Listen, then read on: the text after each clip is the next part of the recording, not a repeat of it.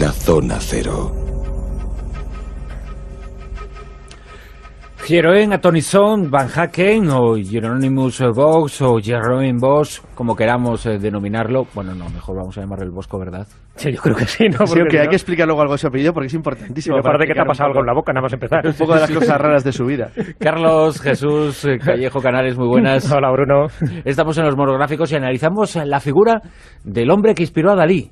Sí, y a tantos surrealistas. Y a tantos, porque aunque es de un periodo muchísimo anterior al nacimiento del surrealismo, lo cierto es que la modernidad de sus pinturas, bueno, gracias a obras como las de Dalí, bueno, pues se ve ahí una línea en común y la verdad es que sorprende pensar que había pasado tantísimo tiempo. Fue un adelantado a su época, incluso en lo pictográfico, ¿no? Fue un adelantado y bueno, y eso le costó muy caro. De hecho, es un milagro que todavía tengamos algunas de las obras pictóricas del Bosco, porque precisamente por su temática, por lo procaz de esa temática, ¿no? Tal como describe el paraíso, como describe el infierno, con ese lujo de detalles, con ese elemento grotesco también que caracteriza un poco a su obra, que luego inspiró, por ejemplo, a Bruegel, ¿no? Tanto el padre como el hijo, es decir, que inspiró a muchísimos pintores de su época, aparte de, lógicamente, del siglo XX, donde el surrealismo, en fin, vio un claro antepasado, un claro antecesor en el Bosco por la sucesión, ¿no? de las temáticas que él representaba en sus lienzos.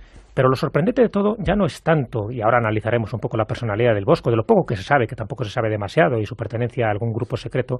Para mí lo sorprendente es que alguien tan papista como era Felipe II, alguien tan ortodoxo, tan rigurosamente católico, pudiera admirar, pudiera estar obsesionado y embelesado por los lienzos del Bosco. Pues yo tengo mi opinión. Bueno, lo primero que todo es una cuestión. Es decir, cuando decides cómo ha sobrevivido, pues ha sobrevivido gracias a Felipe II. En parte, porque... Claro, en gran parte. Felipe II era un enorme admirador del Bosco y compró muchísimos cuadros para la colección real.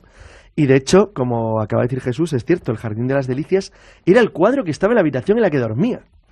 Entonces dice, bueno, ¿y por qué Felipe II con todo lo que tú dices de él? Pues cierto, pero es que Felipe II añadía dos cosas. Era uno de los tíos más cultos de su época.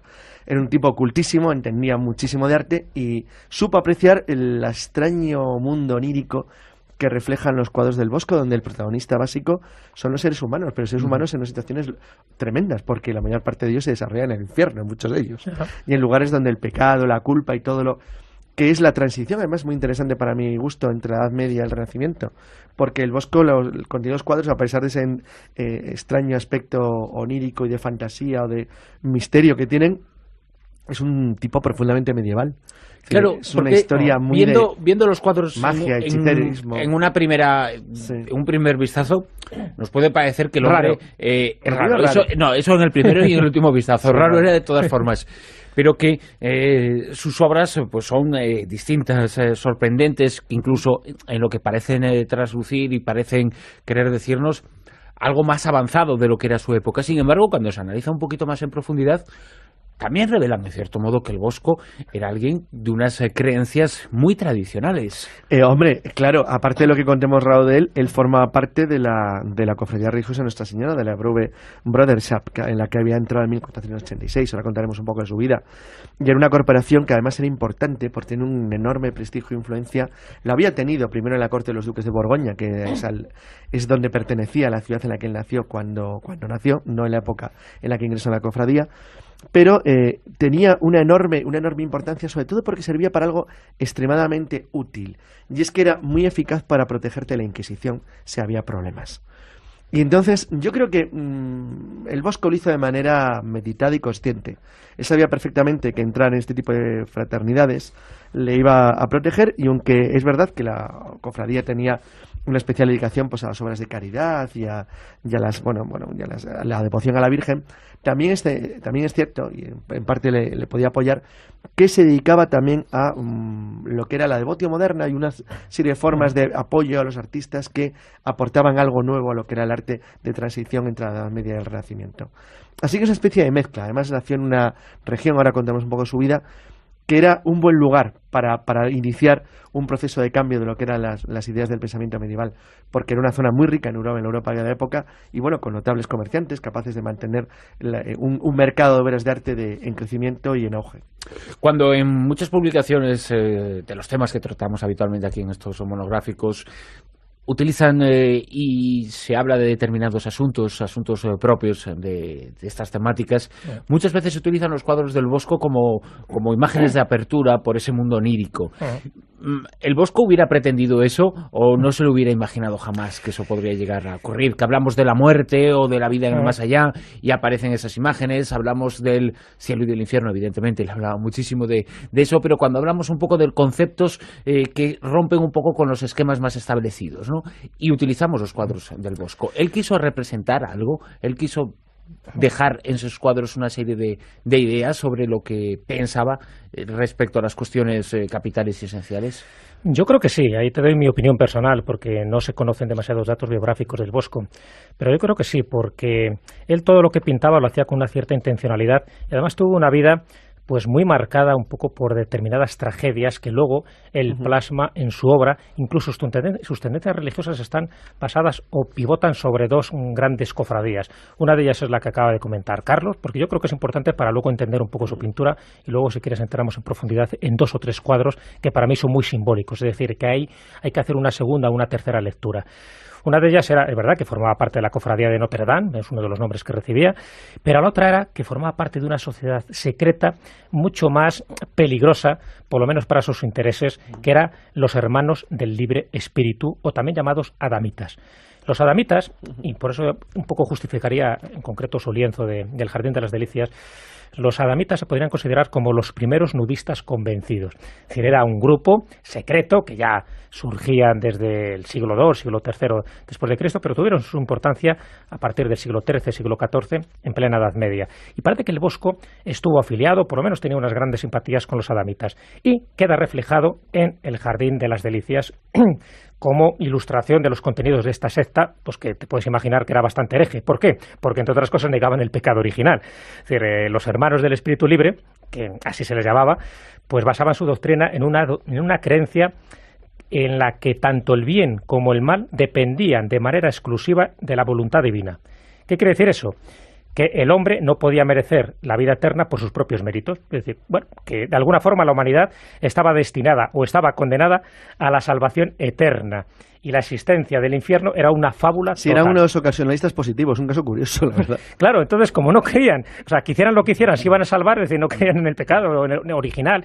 Ellos pensaban que cuanto más libre estuvieras en la sociedad, de ahí que se llamara la sociedad de los hermanos libres, ¿no?, del espíritu libre, pues si vas desnudo, mucho mejor, o sea, y no tenía ningún tipo de problema. Claro, al final llegaron a tal desmán, no el Bosco, ¿no?, sino los seguidores de esta secta, que claro, la Inquisición les persiguió y al final pues destruyó un poco lo que eran los principios básicos de esta sociedad, pero por la mala cabeza que tenían ellos, porque claro, ir predicando desnudos y el amor libre y todo ese tipo de cosas, imagínate en la Edad Media, ¿no?, con la superstición que había. Pero fíjate, curioso que lo que le protege realmente es primero el estar en otra cofradía. Claro, y lo por segundo, eso es que era Dr. Jekyll y Mr. Hyde. Sí, y lo segundo, lo de siempre, la pasta, porque el Bosco eligió los temas de sus cuadros con cierta libertad, que es lo que le separa de otros pintores de la época que a lo mejor hubieran podido hacer lo mismo, pero que el Bosco lo pudo hacer pues simplemente porque tenía dinero para poder costearse pintar lo que le diera la gana. Y eso lo consiguió gracias a que, bueno, que dio como se llamaba un pequeño braguetazo, porque se casó con una chica que se llamaba Aleid van der Merwen, que era hija de uno de los grandes burgueses de la zona, y que le aportó como dote una serie de terrenos, con los cuales consiguió, aparte con el dinero que le había aportado su mujer, un ascenso social dentro de la burguesía rica, comercial de la región, de lo que era lo que luego llamamos los españoles Flandes, que le permitió vivir en un entorno de cierta comodidad y por lo tanto le ofrecía la posibilidad de elegir en parte lo que él quería pintar. Eso era un lujo, bueno, absoluto en el siglo XVI y XV.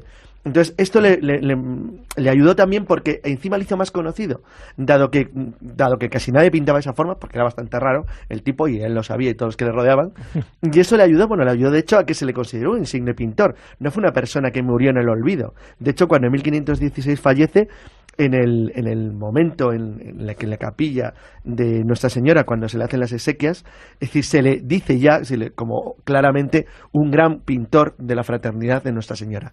Es decir, era una persona reconocida en vida, lo cual también permitió que sus cuadros formaran parte de lo que ya llamaríamos el mercado, que fue la vía por la cual Felipe II los adquirió en gran número para su colección personal. Bueno, adquirió 3 en concreto, que son un poco los más importantes, claro, que se conservan en el Museo del Prado. Estaban en el palacio, ¿no? En el monasterio del Escorial durante un tiempo, bueno, hasta la Guerra Civil prácticamente. Entonces se retiraron de allí pues para preservarlos, ¿no? de la posible barbarie que podían tener todas las obras de arte. Se llevaron al Museo del Prado y ahí se conservan. Estamos hablando del Carro de Heno, del Jardín de las Delicias, que es una maravilla, pero también de la Mesa de los Pecados Capitales. O sea, si te das cuenta, casi todo tiene que ver un poco con esa obsesión con el pecado, con esa obsesión, ¿no?, por hacer lo que tu espíritu libre te dicte. Moralista, claro, quizá, también, en cierto modo, que era algo moralista. Sí, pero un moralista cachondo. Raro. Pero un moralista cachondo, en el sentido de que si realmente era una adamita, los adamitas, por ejemplo, no respetaban la propiedad privada, ni la de ellos ni la de nadie. Entonces, hay que decir que era un moralista que hacía buenas obras sociales durante el día, y parece que durante la noche es cuando pintaba este tipo de cosas, donde daba sus mensajes, y muchas veces eran mensajes crípticos. Y te pongo un ejemplo, ¿no? El Jardín de las Delicias está claro que está repleto de simbolismo, pero hay un cuadro también muy conocido, que es La curación de la locura.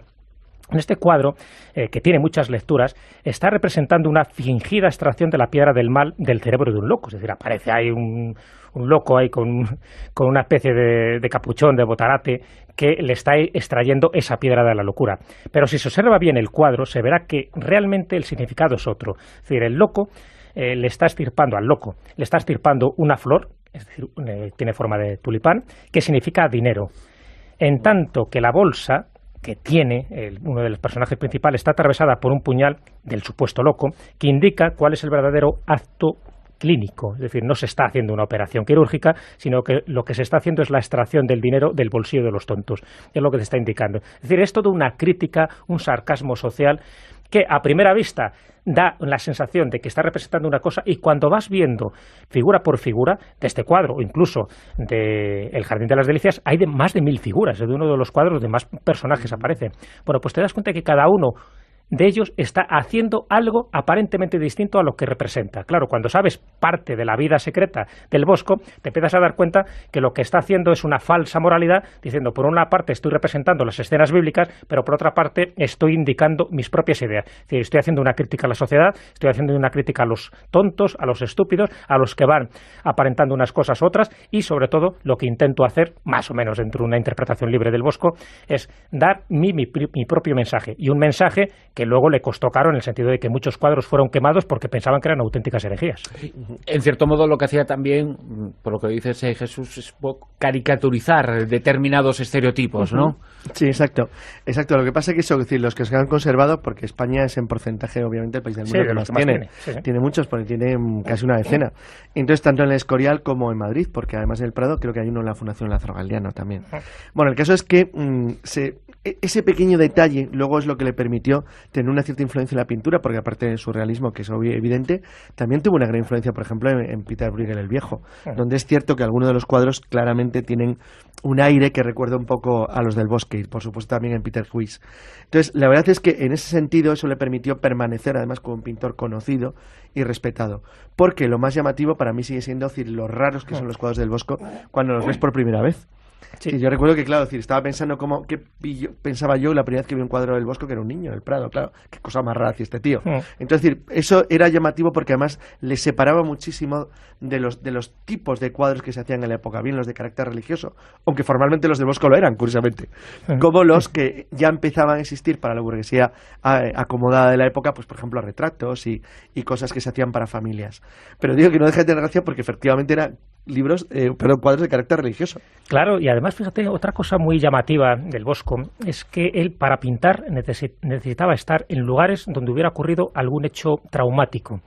Por lo menos en varios cuadros así le ocurrió. Bueno, se dice que él vio, es que no está probado. Como que si canalizara, ¿no? Exacto. Un poquito las energías de los lugares. Sí, tenía como la necesidad de ir a lugares para impregnarse de esas energías, ¿no? Y si eran energías, pues ahora me imagino que contará Carlos, sobre todo cuando tenía muy pocos años, ¿no? 12 años, sí. Un incendio que él ve y donde muere muchísima gente, dice que se le marcó de tal manera que luego él necesitaba, para inspirarse, ir a escenarios donde había habido muertos. Claro, es que quien considera, bueno, hay bastantes personas que consideran que cuando he tenido 12 años vi un incendio monstruoso en el cual desaparecieron 4.000 casas de la ciudad y hubo centenares de muertos. Sí, o sea, él vio 640 personas. Claro, él vio el infierno literalmente en llamas y todo el mundo muriendo a su alrededor. Y que eso le impactó de una manera tan tremenda que probablemente influenció de alguna manera en la forma en que representa representa el sufrimiento o los cuadros extraños y oníricos que él pone. Porque sí, para un niño de 12 años tuvo un impacto notable. Claro, fíjate que una de las temporadas de su vida oscuras, parece que estuvo en Venecia. Digo oscuras porque no hay una constancia de que así fuera, pero bueno, se parece que estuvo durante un tiempo en Venecia. Y él, cuando estuvo en el Palacio Ducal, lo que más le gustaba visitar eran las mazmorras. Y eran las mazmorras porque allí había muerto mucha gente, ejecutada, torturada, en fin, ajusticiados por los signori de notte, en fin, los señores de la noche, y se sabe que murieron miles de reos. Bueno, pues allí es donde pasaba horas y horas haciendo sus bocetos que luego plasmaba en sus lienzos. Es decir, necesitaba impregnarse de esa energía, no sé si considerarla maléfica o no, pero por lo menos inspiradora para él. Era una época en la que existían muchísimos temores y creencias apocalípticas. ¿Eso se reflejó de alguna forma en sus trabajos? Efectivamente hubo una racha apocalíptica que coincidía con el comienzo del siglo XVI, que se reflejaba también, pero ten en cuenta que se reflejaba mezclado de una manera muy curiosa con algunos elementos que, aunque no son claros, es decir, en el libro, en la obra del Bosco, porque formalmente no podían ser así, dado que eran cuadros de carácter religioso, sí tenían una enorme imagen que la alejaba de lo que era la cultura clásica religiosa y la aproximaba a los mitos más oscuros de la Edad Media. Ten en cuenta que se ve de una manera muy clara todo lo que sería la creencia en hechiceras, en alquimia, en magia, en la parte oscura, en brujos. Eso existe de una manera muy notable y muy llamativa en los cuadros del Bosco. Y desde luego forma parte de un mundo de miedo, que no, sin embargo, no aparecía formalmente recogido en los cuadros, porque no... Además, en aquella época, estamos hablando del año 1500 aproximadamente, había muchos rumores apocalípticos, claro, había más de un iluminado, de un vidente, de gente que decía que el fin del mundo estaba a punto de llegar. Entonces, él se hizo eco también. De hecho, Durero, que era contemporáneo suyo, también dibujó una de las acuarelas más espectaculares, pero también más apocalípticas, pensando que iba a haber una especie de diluvio que iba a arrasar la humanidad, y lo dejó expresamente reflejado en una de sus acuarelas, y era Durero. O sea que es verdad que él se sumó un poco a esta tendencia apocalíptica, y de hecho sus cuadros, sobre todo las escenas del infierno, sí intenta un poco reflejar ese apocalipsis y un poco como diciendo ese carpe diem, ¿no? Dice, bueno, ya que va a llegar un poco el fin del mundo, disfrutemos, y disfrutemos a tope de la carne y recogiendo un poco todos los placeres que nos da la vida. El Bosco, uno de los más grandes artistas que haya dado la humanidad, pero a la vez un personaje verdaderamente complejo e interesante. Hemos repasado su vida, su obra y sus enigmas en este nuevo monográfico. Carlos Canales, Jesús Vallejo, muy buenas. Muy buenas.